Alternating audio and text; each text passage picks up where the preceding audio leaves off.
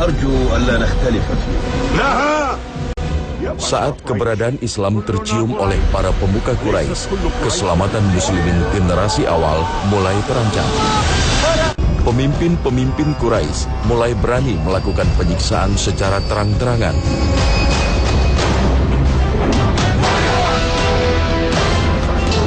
Mereka mengincar kaum lemah yang tak memiliki pembela. Salah seorang yang menerima perlakuan tak manusiawi adalah seorang budak pembuat senjata. Dialah Khobab bin Al.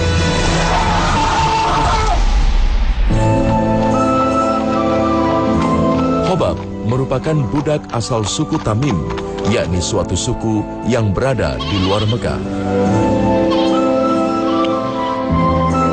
Ia adalah seorang budak yang dimiliki oleh Ummu Anmar, seorang wanita terpandang dari Bani Zuhroh.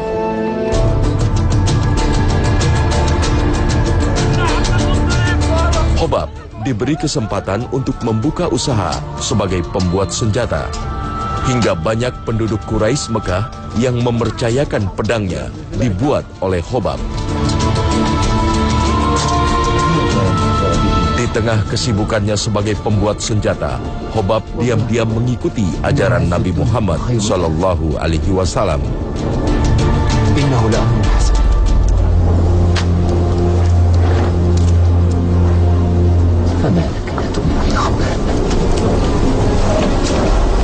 بلى والله أين هو لأعلن إيماني بين يديه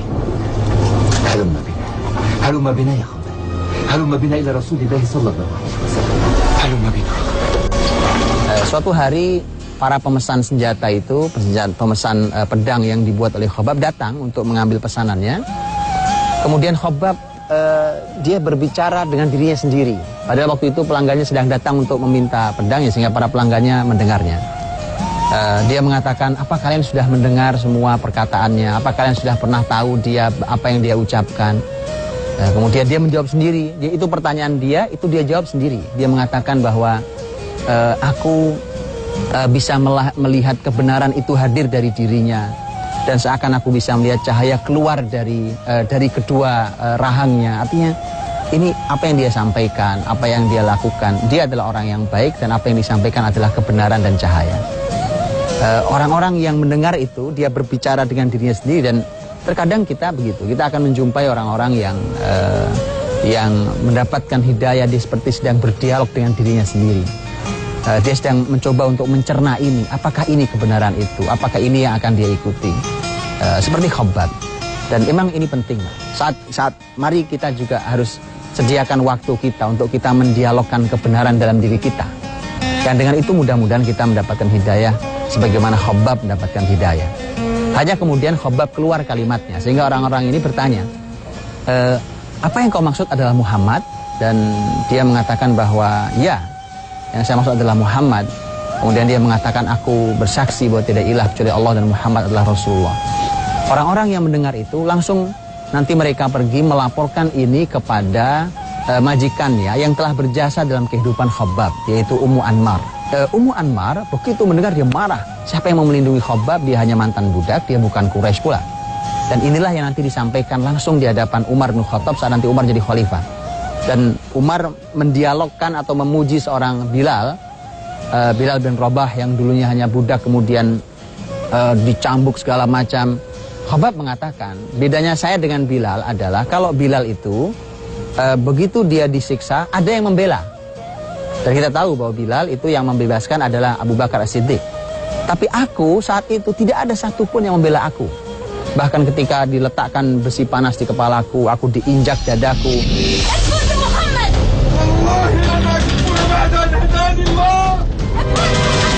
Ummu Anmar, sang majikan Khobab, menjadi gusar saat mengetahui budaknya meninggalkan ajaran nenek moyang.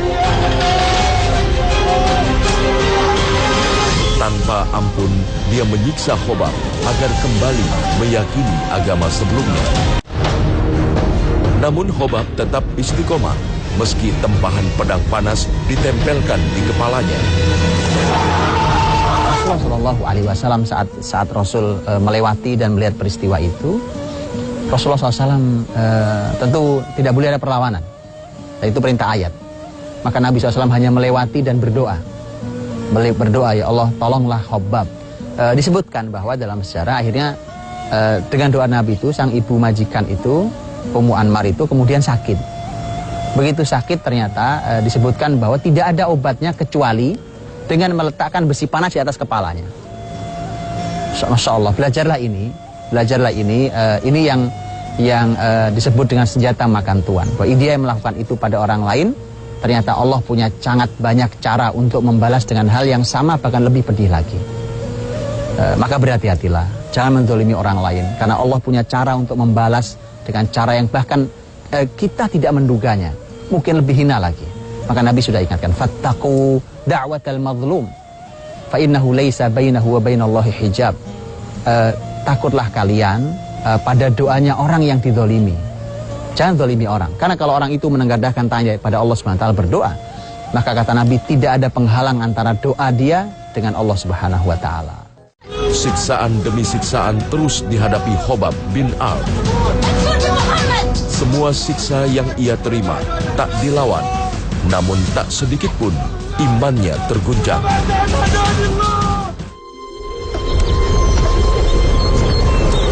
Ya ma'syar al-muslimin. Perlakuan tak manusiawi yang kerap ia terima sempat diadukan Khabbab pada Rasulullah Sallallahu Alaihi Wasallam.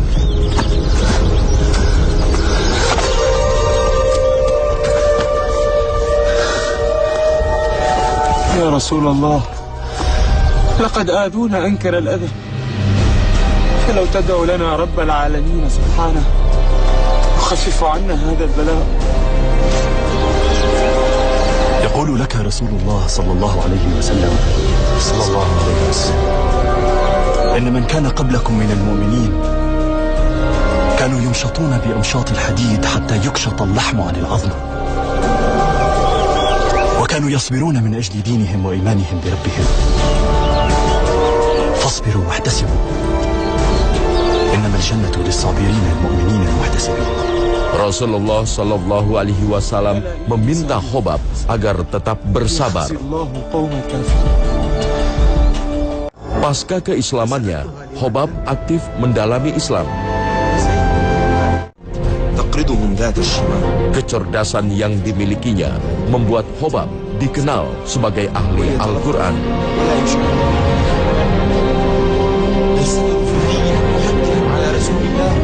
Hingga Rasulullah Sallallahu Alaihi Wasallam pun mempercayakan Khabbab untuk mengajar Islam kepada muslimin. Prestasi fenomenal Khabbab adalah ia menjadi salah satu orang yang mengantarkan keislaman Umar bin Khattab. Saat itu, Khabbab sedang mengajarkan Al-Quran pada Fatimah, adik perempuan Umar dan suaminya, Said bin Zaid. عمر إلى أين يا ابن الخطاب؟ أرى في وجهك غضبا لم أره من قبل. إلى حيث يكرهون. من يا عمر؟ محمد وأصحابه. Umar murka mendapat kabar adiknya telah memeluk Islam. كفى ما أفسده من أهل مكة لآتين عليك. تم أمر أهلك يا عمر قبل أن تقيم أمر غيرهم. من تقصد؟ ظهرك وأختك. هذا قلت أو قد صفاه. Dengan kemarahan yang memuncak, Umar pun segera menuju kediaman sang adik. طه ما أنزلنا عليك القرآن لتشقى إلا تذكرة لمن يخشى تنزيلا ممن خلق الأرض والسماوات العلى. Tanpa sengaja, Umar mendengar lantunan surat Toha yang dibacakan Khabbab. وما بينهما وما تحت الثرى وإن تجهر بالقول فإنه يعلم السر وأخفى الله لا إله إلا هو له الأسماء الحسنى. Namun kemarahan Umar tetap membara. Ia memaksa masuk ke rumah sang adik. Khabbab sang guru pun segera bersembunyi. أهلا عمر. أخي عمر Dengan kasar, Umar memperlakukan sang adik dan iparnya agar mau meninggalkan Islam.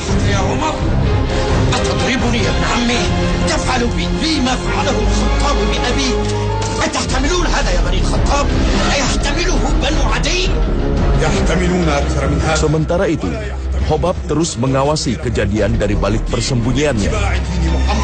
أتضربه يا عمر؟ بلى ولا تتبعون محمدا الذي آمنتم به. بلى آمنا بالله ورسوله فافعل ما بدا لك حتى لو قتلتنا فإننا نحن شهداء في سبيل الله ولن نخشاك أبدا.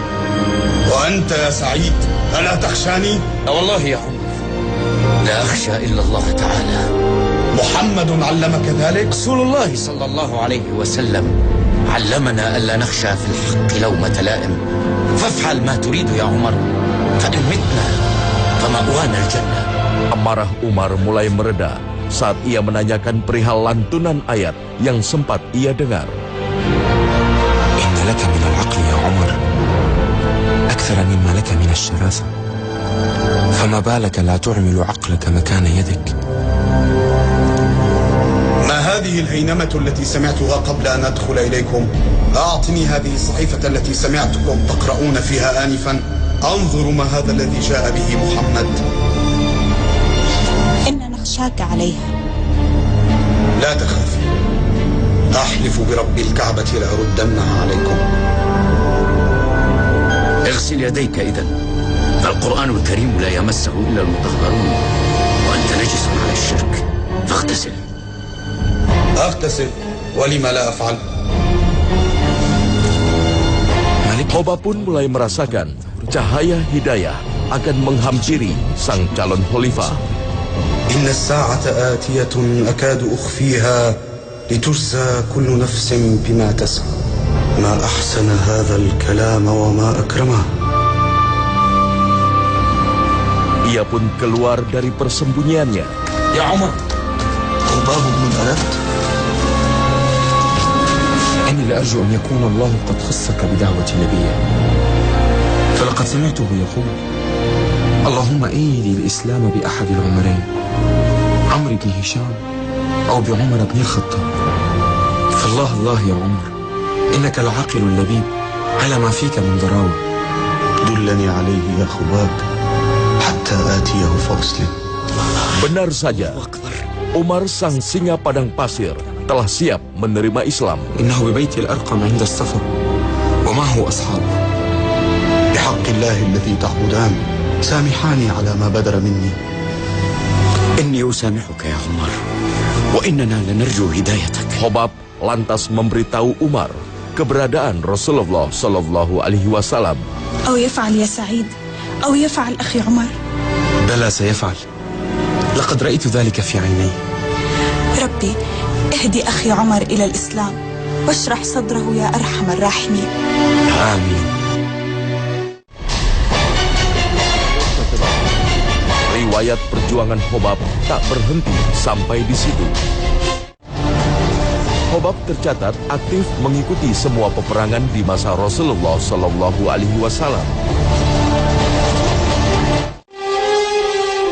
Bersama muslimin lainnya, ia selalu siap di garda terdepan sebagai pembela agama Allah Subhanahu wa Ta'ala. Bahkan hingga memasuki masa kekhalifahan Utsman, status budaknya telah lama lenyap.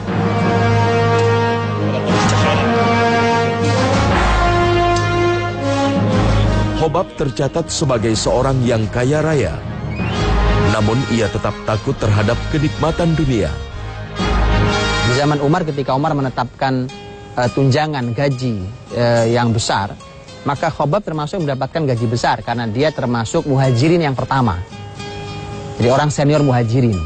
Maka dia berhak mendapatkan gaji tunjangan yang tetap besar dari kekhilafahan saat itu. Itu belum lagi dengan jihadnya yang pasti kalau dalam kemenangan mendapatkan ghanimah dan lain sebagainya. Dia kaya raya. Berubah dari tadinya miskin, papa, tidak punya apa-apa, bahkan hanya budak, tapi menjadi orang yang sangat kaya. Ini adalah tempat kita belajar. Orang boleh berubah dari miskin menjadi kaya, atau sebaliknya dari kaya menjadi miskin. Tapi ingat, yang tidak boleh berubah adalah iman kita. Kita tetap menjadi orang yang beriman apapun keadaan kita. Seperti Khabbab. Khabbab membeli sebuah rumah dengan hartanya itu. Dia beli sebuah rumah di Kufah, karena nanti dia tinggal dan meninggal di Kufah. Kemudian dia punya sebuah tempat, yang di tempat itulah dia meletakkan seluruh dinar dan dirhamnya, uangnya, uang emas dan peraknya. Dan uniknya lagi adalah tempat itu tidak pernah dia kunci, tempat itu tidak pernah dia halangi, dan siapapun orang-orang yang miskin di tempat itu di Kufah tahu bahwa ini adalah tempat Khabbab meletakkan kekayaannya. Saat itu Khabbab sudah mengizinkan kepada orang-orang yang tidak mampu dan punya kebutuhan untuk mengambil harta itu kapan saja, bahkan tanpa minta izin terlebih dahulu. Aneh, sangat aneh. Tapi inilah gabungan antara dua. Yang pertama adalah kedermawanan, dan yang kedua adalah kekhawatiran bahwa dunia ini akan mencelakai saya dan akan merugikan akhirat saya. Jadi orang-orang miskin datang, langsung masuk ke tempat itu, kemudian mengambil dan pergi sesuai dengan kebutuhannya. Masya Allah. Mana ada zaman seperti ini.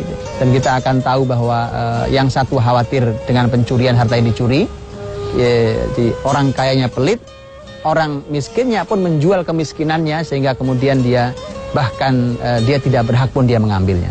Tahun 37 Hijriah, di awal masa kekhalifahan Ali bin Abi Thalib, Khabbab menghembuskan nafas terakhirnya di Kufah.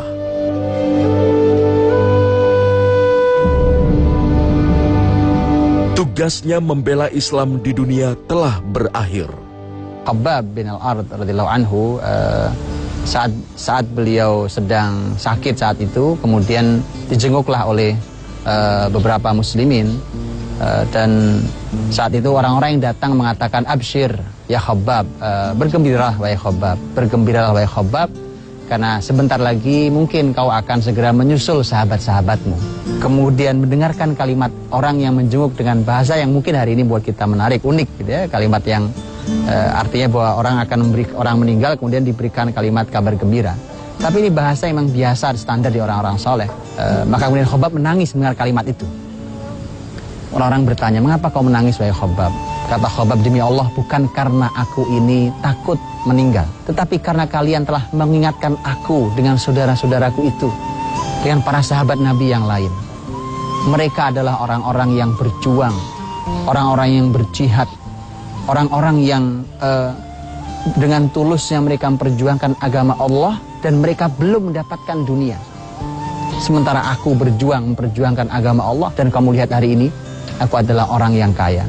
Maka aku sangat takut kalau kekayaanku ini adalah merupakan kebaikan yang disegerakan, yang artinya bahwa nanti di akhir-akhir dia tidak mendapatkan bagian. Dia khawatir, dia menangis itu. Kemudian saat itu dia sudah menyiapkan kain kafannya.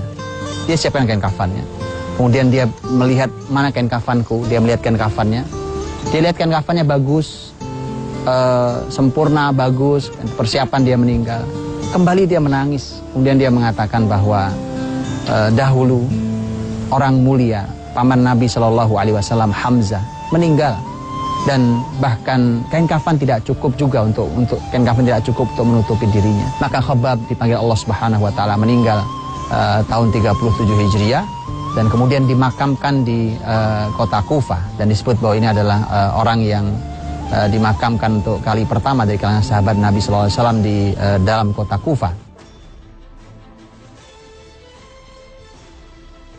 Keteguhan dan kedermawanan Khabbab tetap terkenang hingga akhir masa.